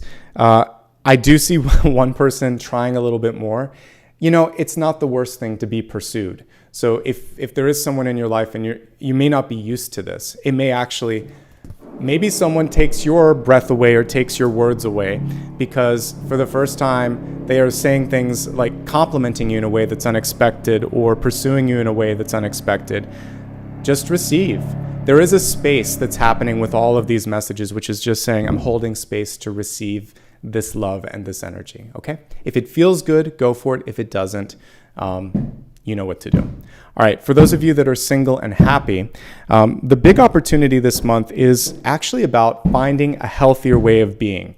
We have work-life balance, taking your headspace basically in the crowning position here. We have delegating as a big sort of lesson coming through from the 10 of Wands to the 7 of Wands. We have overcoming fears and looking for opportunities in unexpected places as well. So there's a lot of self-work that wants to happen. And for many of you, this womb and moth card, it's one and the same. It's saying, I'm reimagining something and I'm going to show up in a different way. So you might have so much going on that you don't have a lot of time to talk to everybody about this. It's an inner work month for the rest of you, and that's fine. Even if you're in a relationship, this still holds true. There's a lot of inner work. Don't be afraid, if you're feeling overwhelmed, to talk to someone about it. Don't be afraid to write this stuff down in a diary, to keep track of it, to document it somehow, okay? All of that is coming through. So I feel like it's a good month with those that are looking for love or single and happy. Relationships, yeah, it's really about balancing things out a bit. The good news is we didn't get the Tower, we didn't get the Ten of Swords, we didn't get Death. We do get the Womb card though, so being able to support yourself, support someone else, being able to be imaginative and kind of step into something new, that is important. So hold space for yourself and your partner to do that. All right, so let's take a look at your Destiny card. The Destiny card is malleable, and we have so many cards of power coming through for you here. We have the Goddess card, which is like basically an Empress card, and she's reversed. And if we look at all of the cards in front of us, we have what I would equate to another Goddess or Empress card here. So divine feminine energy is ruling supreme here when we're looking at the general spread. When you really focus on feeling like, I can do this, I know what I want, the elevator pitch that I was talking about earlier, being able to sum something up in a few words, then you enter into the room with that sort of ability to command attention. So I think that many of you may be at a point where for the first time in a while, you either are walking away from that feeling of being afraid, thinking to yourself, what have I got to lose, right? What really is holding me back from doing this except taking that first step? And so I would just encourage you to take that first step, to be bold, and to not worry so much about what people have to say or think, because they're going to read your energy. They're going to decide from what you're doing, basically if you're ready. So if you believe it and if you embody it, then they're absolutely going to feel the same way about it. I'm happy to hear that some of you are writing things down in a journal, because one thing that I've found is, and I really don't do it anymore, but I did it at different points in my life. When you look at it maybe like 10 or 20 years after you've been through an experience, what you've actually been able to accomplish, all of a sudden you think, wow, I thought this was so important then. I've come so far in understanding like what truly matters. So you get this perspective and you get this feeling like, if I could manage that, or if I could manage this, I can deal with anything. And you absolutely can. All right, we're going to do something special right after I do the big idea. Actually, I can't believe we're just at this part, but I have to start moving. We're going slow today, so let me help you through this. All right, big idea. I don't know why I've been talking so much. There was a lot to talk about today. All right, so the big idea. The big idea is one card that helps you understand how to make a breakthrough. So let's look at this big idea card. We have the sun, and it's gorgeous. So the sun side of the sun energy is basically saying, I trust in my charisma. I'm willing to have a good time. I don't take myself too seriously. And I'm powerful and strong enough to deal with whatever's happening. It also is a card of prioritization. All the planets, all the moons, all the things around it are basically organized by the gravity of one thing, the sun. So it's a very powerful energy. You have the capacity to have some fun, to set some order to things, and to also show people your charisma. And that's really what the sun card is. It's magnetic, okay? So if you let people into that part of your life, you may be surprised at kind of like how engaged they are and how much they want to be a part of that. All right, let's take a look now at blessings and blocks. The blessings and blocks are things that can propel us forward, or that might possibly cause a little bit of a hiccup and hold us back. All right, so your blessing card this month is the Magician. Couldn't think of a better card than that. Your block card is the Five of Swords, and that makes a lot of sense to come through in the block. Let's break these down one by one. So again, we're looking at the blessings and the blocks. Your blessing card is the Magician, and the Magician card is amazing at manifestation. The one thing that you have to focus on with the Magician is focus. If you try to do too much, if you distract yourself, if you lack the faith in your own ability, then basically what happens is the Magician is not as good at manifestation. So I would say have faith in yourself, focus on doing one thing and doing it well. And we see the little dove here overprinted on this magician. Be at peace with the sort of trade-off or the sacrifice or the investment that's required as you step into this task ahead of you. The block this month comes in the form of people who aren't ready to receive your advice or aren't ready to receive the opportunity in front of them. They're blocked. They're saying, I won't accept accountability here, or I can't be wrong, or I don't want to hear what you have to say. And oftentimes they just enjoy feeding off of chaotic energy. So if there's anything in your life where you've tried, but they just kind of like rebuff it and put it back in your court, you can walk away from that. Don't get involved in fights or disputes or energies where the other party is not interested in meeting you halfway. Okay? You have too much power this month to create something positive. Don't get distracted by petty arguments, disagreements, or with people that have closed eyes, closed ears, or closed minds. Okay? And those are pretty clear blessings and blocks. We're going to move to the viewer's and reader's choice right now. So let me grab my keyboard and set this up for you. All right, so we'll do this. Like I said, I'm trying to move at a more rapid pace. I didn't realize how long I was talking. I'm in the weekend mode of longer reading here. So as I'm looking at all the cards in front of me, I definitely want to look at the silence piece. So I'm going to pull that one out.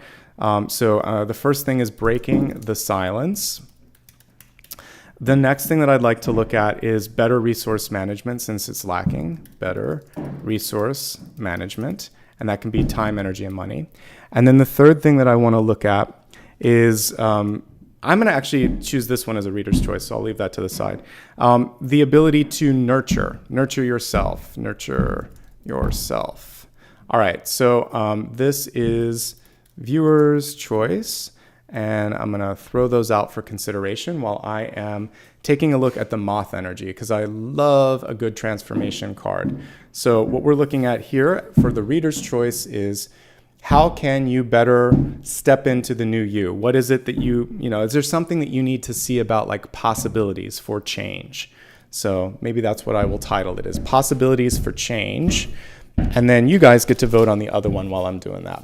All right. So the possibilities for change, as we listen to construction in the background, we have the Three of Cups coming through here. So this is actually a really fun card for the Moth. What I see here is a close-knit group of friends that could actually be there to champion this energy. Your closest friends already know who you are and who you want to be, and good word of mouth, good support from them can go a long way. Also, if you are not in the sort of family that you want to be in, or you don't have the friendships that you're needing to step into this new you, then go and find it. When I first started to awaken to my intuitive abilities, I would search for like meetups and organizations and activities here in the greater Los Angeles area that were supportive. And thankfully, I'm in a spiritual city, so there were lots of things to look at. But by meeting and talking to people that had some of the same experiences, some of the same skills, it made me feel normal. It normalized what I was going through. So whatever you're going through, trust that there's been other people that have been in this step, the same sort of part of their life. And so they can help you to the next step of the journey. So finding your community is going to be the key to stepping into the change. All right. Let's take a look here at what else is coming through here for the choice that you want me to look at. Resource management. I think you picked a good one. We're going to wait to make sure that that one won, but resource management is likely the choice that I would have gone to as well, because when I'm looking at working intelligently here with all the Wands cards and the Two of Pentacles, it's definitely something that you could benefit from. And someone's asking about recommendations. No, it's been a long time. I'm not going to endorse any groups. I think that's something you've got to look at, because everybody's looking for different groups. And that was something that I did almost 10 years ago. So I would say you've got to find what resonates with you. And things have changed a lot. So use your own energy to sort of think, do I like these people? How do I feel about it? That's a first test for intuition. All right, back to the question at hand, which is, Resource management, better resource management. All right. So better resource management. Two of Pentacles, this can be work-life, this can be your money, this can be your time and energy. What does the universe want us to see about this? Six of Swords. Okay. For some of you, one of the things that we're getting is that it's time to move on. So you may actually be at a place where, just like we hear up above us, it's time to break through that wall and do something different. So you may have learned everything that you can from, a job that you're working at or a relationship that you're in, and it's time to move on. Also, we talked about taking a step away. There were 2 step away cards, and in my head, I actually said the Six of Swords, then I said the Eight of Cups. What's good about the Six of Swords is it's kind of like if you've ever had to travel. Let's say even if you're a parent, maybe your mother or father, and you have to take a trip for 2 or 3 weeks or a month. When you are separated from your family realizes all the little things that you did, from packing the lunch to picking them up to whatever it was, all the little tiny things that only you could do. Even if the other partner does it, there was something special about the way you did it.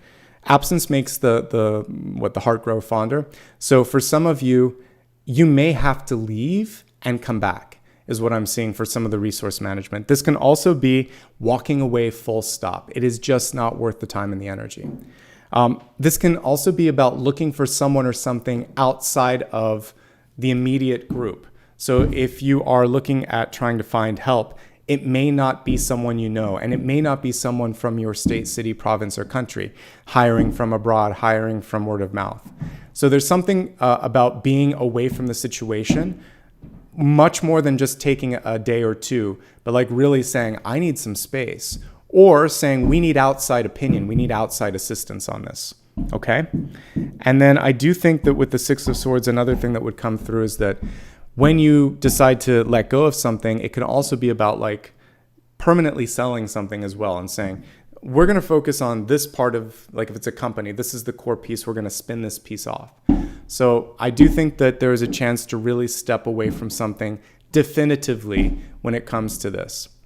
One last thing, there is a connection between these 2 cards, the Silence card and the Six of Swords. So what happens with the Six of Swords is someone in your life is not invested anymore. We were talking about picking up the phone, sending an email, trying to get their attention, and they're just not responding. So when that happens, then it's a clear indication that I can probably do better, or this person's just not attached as much as I need them to be to this bigger opportunity. Okay? So I think that it's time to move on. That is what I'm seeing here for the resource management. To divest, to walk away, to pay attention to someone else's lack of interest, and it'll be all right. Okay, for the rest of you, a new opportunity could be calling from afar. So look for something new, look for help, look for resources outside of the immediate circle in which you would normally find things. Okay, now we're going to do the special piece, and I do have the graphic ready today. We're going to look at sun, rising, and moon messages. I decided to position it at this point because I get a chance to look at everything on the table, and it makes a lot more sense. So you can always use the entirety of a message for any placement, but this is like that little cherry on top that helps you put a lens on it and focus it. All right, so we'll begin, of course, with the sun sign. And the sun sign messages are going to be a kind of final energy of everything that we've been talking about. It's the sign that you were born under. It's you. It's basically helping you out to be the best possible version of yourself. So for those of you that happen to be Scorpio sun, here's your message. We have the Page of Swords, and the Page of Swords is in the reverse state. So what we're seeing right now is the encouragement in this moment in time to be outspoken, to not only be outspoken, but to possibly be the one that's leading the charge, and that's saying, no one else is willing to do this. People may think I'm a little crazy because I'm going to do it. And I might be doing it at a time that people think is inconvenient, but this is precisely why it has to be done right now. So the Page of Swords is almost taking on the energy of a knight, right? In the way that it's illustrated here. Now, one thing that's great about a page card is they are able to take other people's messages and hone them in a little bit and fine tune them. So for any of you that are really good with communication and you have a chance to help somebody else, you could be writing a speech, editing a book, or looking at something of that nature. This is a really good time for those editing skills to be put into full force. So getting ahead of someone else, that's part one, the timing is key. And then also not being afraid to tweak a message for each audience as well, and maybe help someone. This is where you can be the most successful and the most assistance. Now we'll take a look at rising and ascendant messages. In case you're not that familiar, this is a lot of times how we project ourselves to the world around us. So this is going to be particularly helpful with work, with school, with social interactions, with basically the way that people are perceiving you. Okay? So for rising and ascendant, here's your message.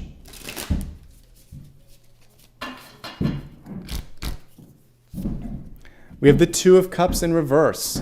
So realize this. You are more than good enough and more than ready for any sort of partnership that comes your way.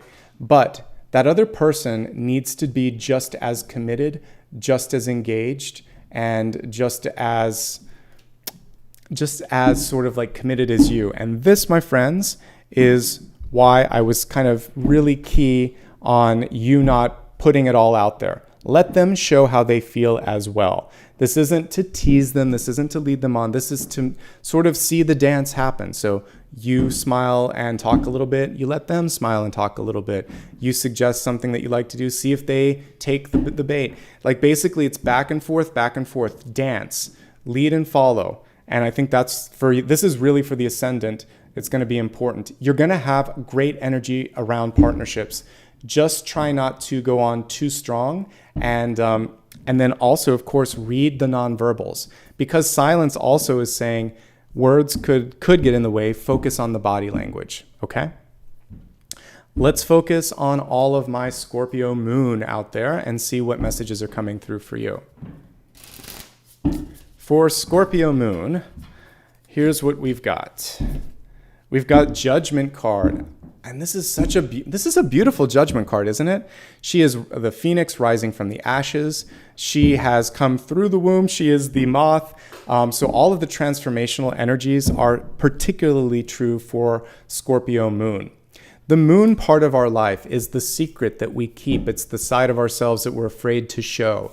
Why are you afraid to show it? Because you may judge it more harshly than other people ever would. It could be that sort of idea that came through as the seed at the beginning.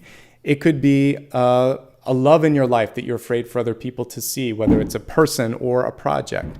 It could be something that you just have always been waiting to develop into, but you're like, what will people think if I show up differently? If I'm no longer, just this or this and I'm something different. Release the harsh judgments. Let other people decide for themselves. Also, when you go out into the universe, Scorpio moon, I want you to go forward with excitement and joy and positivity in the change, in this sort of beautiful metamorphosis energy, which is presenting itself for all of us. That's your gift, is that you believe it, you see it, and then in doing so, other people they can't help but do the same. And if we look for a commonality about this, one thing that I would say here is don't speak before you know where others stand and also before you believe in something yourself. If we kind of combine all of these together, make sure that you're sure. And when you're sure, other people have that same sort of certainty as well. Okay?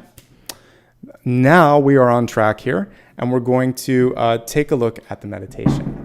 A couple of notes before we get into the meditation, because we're going to be out of our minds and out of our bodies for a moment. Make sure that you hit the subscribe button and like this video if you haven't already.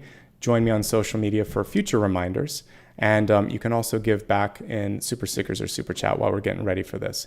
The meditation, as a gift for everybody that sticks around at the very end, I will pull one final card, and that final card is an answer to a question that you may have for me. Anything that might be going on where I haven't had a chance to look at it, you have a chance right now to open up. My crown chakra is opening up as we're doing this. So for some of you, there's some spiritual questions that you might have, or some really big sort of, it feels to me like do or die questions. What am I going to do about this? Am I going to let this exist or am I going to let it go? And that was kind of what we were looking at with the Two of Pentacles. Embrace it or release it. So hold that question close to you. Don't type it out in chat just yet. And after the meditation, we'll have an opportunity to look at that. Because of the noise upstairs, I'm going to automatically go to the singing bowl because it will drown it out. So I'm going to choose the instrument for you today. And we need to work with the Moth energy. It's so beautiful. I like actually, I love both of these. I like the phoenix rising from the ashes. So we just use sort of like that dragon metaphor. So let's use the Moth because I just did that, I think, on the weekend. So close your eyes and take a nice deep breath. And on the exhale, imagine that you're letting go of fears, anxieties, and uncertainty in your life. And then see yourself between two trees and imagine that there's this beautiful hammock that you could lay in. And the hammock is, it's spun of beautiful silk, just like a cocoon would be made of. So allow yourself to just sit in this hammock and feel like you're in your own little cocoon. You can still see the stars above you. You can still breathe. So for those of you that are claustrophobic, this won't cause any issues. But you can wrap that cocoon all around your body and allow yourself in this beautiful silk hammock as you're looking up between these two beautiful trees at the sun or the moon above you. You can allow this to be a space where you are able to explore. You can dream. You can become something more than you are in this moment in time. So please, in this moment, allow yourself to, underneath this sort of curtain of energy, to be the true you, whoever it is, whatever it is. And if you want to, you can kind of look for a moment and see the beauty that exists there. And imagine that the moon is mirroring that back to you as well, because that's what the moon would do. It's a reflection. And it's saying, can't you see the love? Can't you see the light that I can? I spend my lifetime reflecting the sun's energy. I can certainly reflect yours in this moment. Look at your capacity. Don't deny yourself this opportunity to become something more. And in this sort of nocturnal energy, with the moon blessing you and putting this beautiful silver light around you, I want you, whenever you're ready, to allow for that sort of cocoon to open up and then step away from the hammock and spread your wings. And just feel the freedom to be yourself. That's all you need to do as we play the singing bowl here. And the metaphor of the construction that we hear behind me is actually just further proof that movement is already happening in your life. So just go with that flow and allow for this new you to take form and to take shape.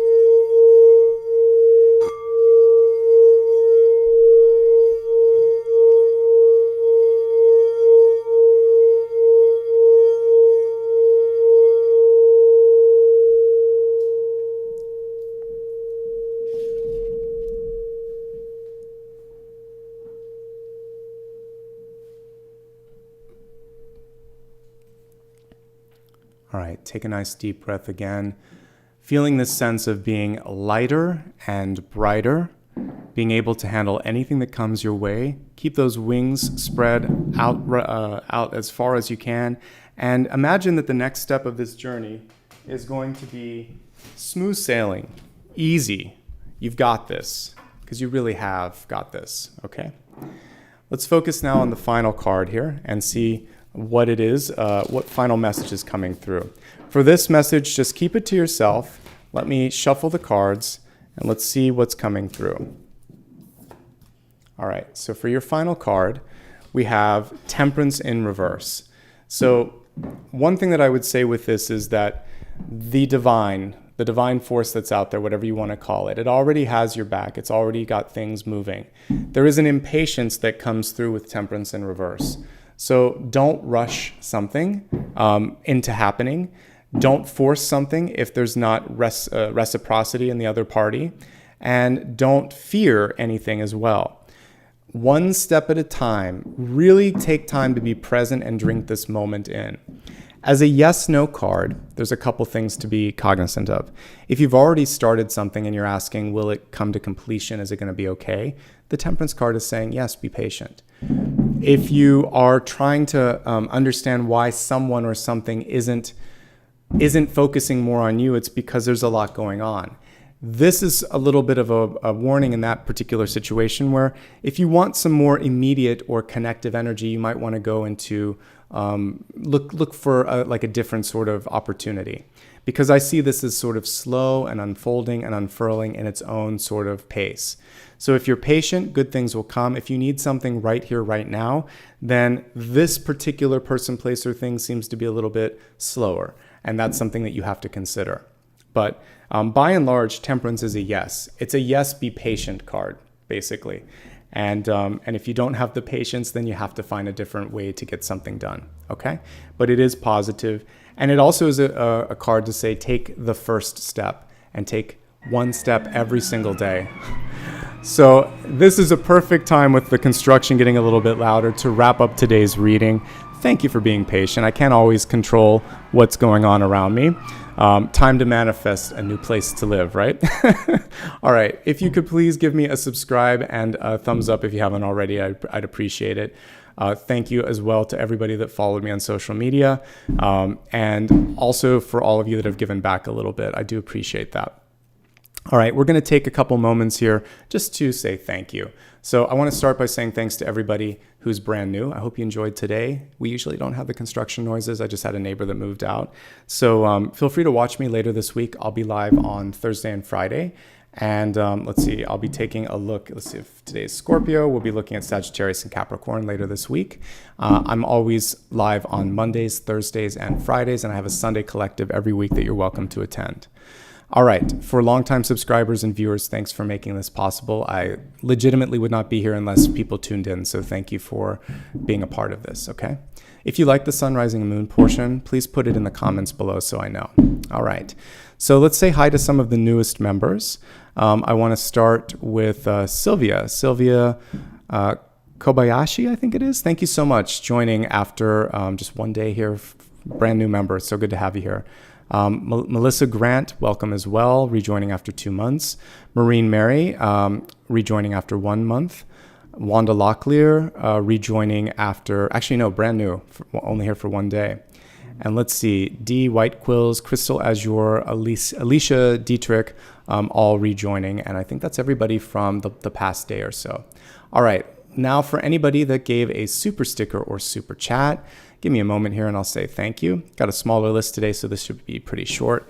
Farine Aziz, thank you so much for kicking things off today. Myra Rodriguez, thank you as well. Jessica Valley, Amber, Alicia Cook, Flor, Morena, and let's see, Amber Parisi. Good to have all of you here today. I really do appreciate your time, your love, and your assistance. I hope you enjoyed everything. And again, thanks for all the construction patience today. I'll be back again, like I said, on Thursday and Friday of this week. And I'm going to talk and make sure that this is done by then. But in the meantime, lots of love and light. I'm going to find my little dog and take him for a walk. I saw he woke up just a couple moments ago. So take care of yourselves. And in the meantime, I appreciate your presence, your love, your light here. Have a great day. Bye-bye.